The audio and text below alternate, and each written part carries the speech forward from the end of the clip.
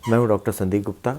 Health tips समग्र channel में आपका स्वागत है। आज हम बात करेंगे एक ऐसी बीमारी के बारे में जिसके बारे में आम तौर पर लोग बात करने से कतराते हैं। ये है बीमारी डिप्रेशन यानी कि मानसिक अवसाद। मानसिक अवसाद एक मानसिक रोग है और ये पागलपन नहीं है। ये दिमाग में डाल लीजिए, ये पागलपन नहीं है। सब पेशेंट्स इस बारे में बात करने से कतराते हैं। किसी को शुगर हो, ब्लड प्रेशर हो, हार्ट अटैक हो, इवन कैंसर भी हो तो वो बता देगा कि मेरे को ये बीमारी है। पर किसी को डिप्रेशन होगा तो वो गोल मोल शब्दों में बता देगा कि मुझे ये हमारी सिर की नसें कमज़ोर हैं और इसकी कमज़ोर हैं, मेरा दिल कमज़ोर है, पर वो ये बात नहीं करेगा कि ये डिप्रेशन है। और डॉक्टर भी इस बारे में पेशेंट्स को बताते नहीं हैं कि डिप्रेशन है। डिप्रेशन इंडिया में डाटा तो पता नहीं है कि कितना है, क्योंकि लोग बीमारी के बारे में बात नहीं करते अपने डिप्रेशन के बारे में। अमेरिका में एक सर्वे के अनुसार नॉर्मल एडल्ट पॉपुलेशन का 10% लगभग डिप्रेशन का शिकार है। अब डिप्रेशन के लक्षण क्या होते हैं? डिप्रेशन के लक्षण कई रोगों से मिलते जुलते होते हैं, कोई स्पेसिफिक नहीं होते। इसका कोई इन्वेस्टिगेशन नहीं है कि हम ब्लड शुगर टेस्ट करा लें तो डायबिटीज़ डायग्नोज हो जाए, ईसीजी करा लें या एंजियोग्राफी करा लें तो हार्ट डिजीज़ डायग्नोज हो जाए, ब्लड प्रेशर नाप लें तो ब्लड प्रेशर डायग्नोज हो जाए। इसके लिए हमें क्लिनिकल सिम्टम्स पर निर्भर करना पड़ता है, और क्लिनिकल सिम्टम्स जो होते हैं हमारी पेशेंट की हिस्ट्री पर निर्भर करते हैं। पेशेंट किस तरह से अपने सिम्टम्स के बारे में बताता है। पेशेंट्स को खुलकर इस बारे में बात डॉक्टर से करनी चाहिए, अदरवाइज़ वो डायग्नोसिस नहीं बना पाएगा। डिप्रेशन के कुछ लक्षण हैं। पेशेंट अपने आप को लो फील करता है, पेशेंट की भूख में कमी हो जाती है या ज़्यादा खाने लग जाता है, पेशेंट की नींद बहुत ज़्यादा कम हो जाती है या बहुत ज़्यादा हो जाती है। अगर नींद कम होती है तो पेशेंट जल्दी पहली नींद ले लेता है और फिर जल्दी उठकर बैठ जाता है। पेशेंट का किसी काम करने को मन नहीं करता, किसी काम में कंसंट्रेट नहीं कर पाता, उसकी जो परफॉर्मेंस है वो बहुत ख़राब हो जाती है। पेशेंट जो है अगर कोई किसी से बातचीत करने का मन नहीं करता। पेशेंट को कभी कभी एक्सट्रीम केसेस में आत्महत्या का भी मन करता है। अब हम बात करते हैं डिप्रेशन के कारणों के बारे में। डिप्रेशन का कोई कारण जो है नोन नहीं है, थ्योरीज़ हैं। ज़्यादातर डिप्रेशन के जो रोगी होते हैं वो उसमें जेनेटिक बैकग्राउंड होता है, यानी उनके फर्स्ट डिग्री रिलेटिव्स में मदर, फादर, ब्रदर, सिस्टर में कहीं ना कहीं ये रोग मिलता है।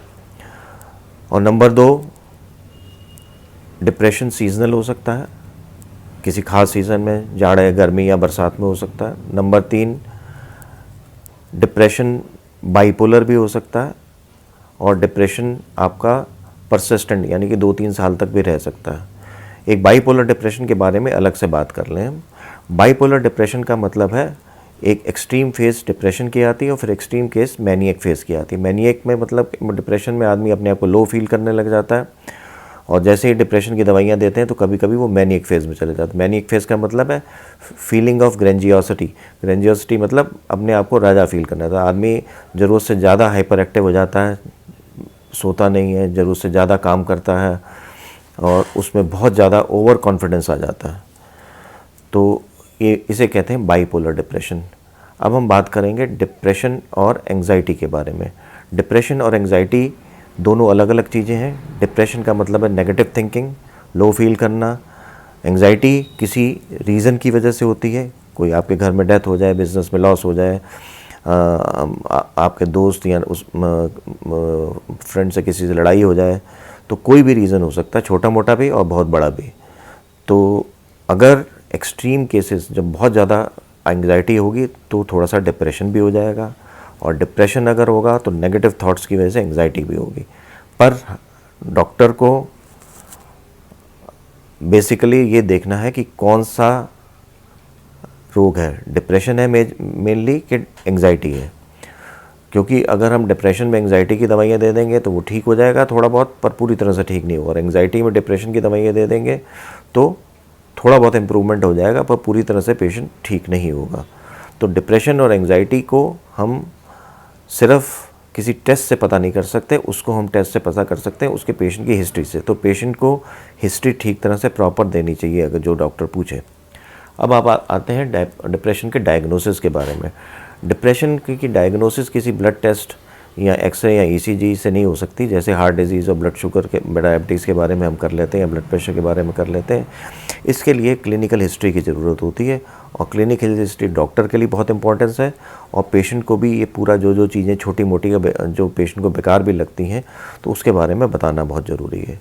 अब हम बात करेंगे डिप्रेशन के ट्रीटमेंट के बारे में। डिप्रेशन के ट्रीटमेंट एक तो दवाइयों से है, और दूसरा ट्रीटमेंट है आपका योगा से, प्राणायाम से, आपका एक्सरसाइज से।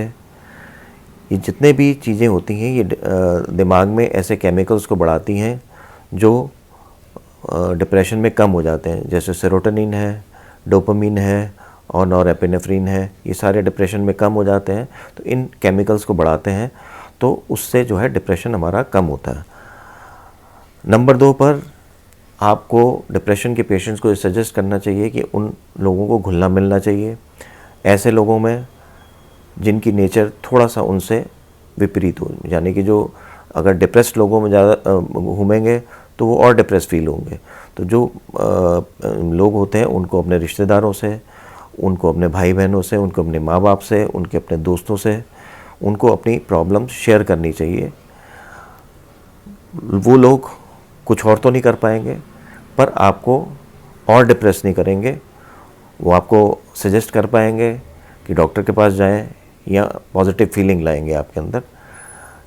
अमेरिका में एक स्टडी के अनुसार डिप्रेशन के रोगी अगर आत्महत्या करने लगते हैं और अगर वो किसी से कांटेक्ट कर लेते हैं, अपने जो किसी भी फ्रेंड से या अपने रिश्तेदार से, या हेल्पलाइन नंबर होते हैं अमेरिका में, उनसे बात कर लेते हैं, तो डिप्रेशन का ख्याल ज़्यादातर केसेस में उनसे दिमाग से निकल जाता है।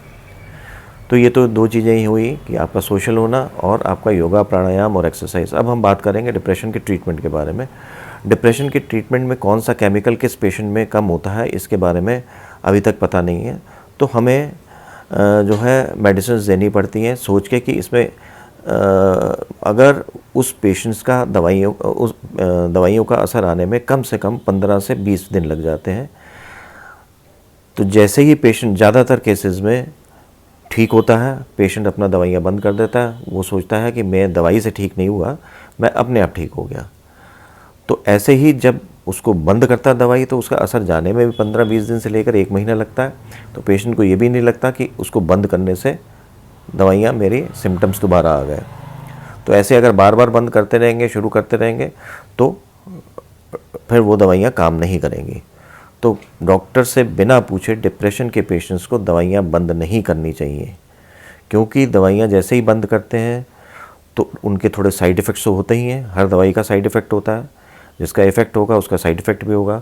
तो साइड इफ़ेक्ट होते हैं तो वो थोड़े से कम हो जाते हैं, पेशेंट को अच्छा फील होने लगता है, पर 15 से 20 दिन के बाद फिर बहुत बुरी हालत में चला जाता है वो।